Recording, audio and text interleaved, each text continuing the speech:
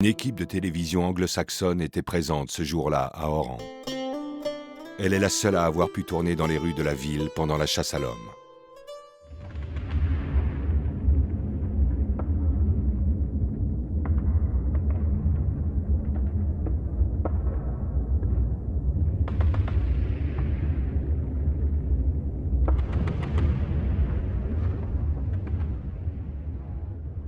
J'étais en train de déjeuner lorsque on a entendu des rafales de mitrailleuses ou de PM, de pistolets mitrailleurs.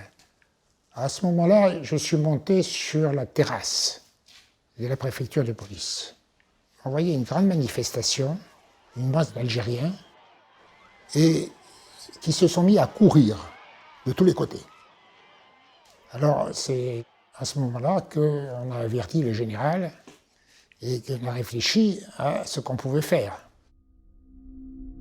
Aussitôt, le général Katz donne des instructions pour le moins troublantes. Elles figurent dans le JMO, le journal de marche et d'opération du secteur d'Oran que nous avons pu consulter. Il est resté longtemps classé « secret défense » dans les archives militaires. À 12h15, les ordres de Katz y figurent très clairement. Primo, rappel consigne rigoureuse des troupes. Secondo, troupes restent consignées. S'il est attenté à la vie des Européens, dans ce cas, prendre contact avec le secteur avant d'agir. Les officiers dans les garnisons avaient reçu les ordres de Paris de ne pas intervenir. Les ordres étaient de ne pas intervenir. Pourtant, là encore, le général Katz a pleine connaissance des enlèvements et des tueries en cours. Nous lisons de la main de l'officier de permanence.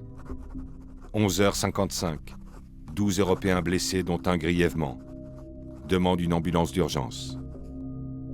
12h40, 2 Européens lynchés et récupérés place Foch.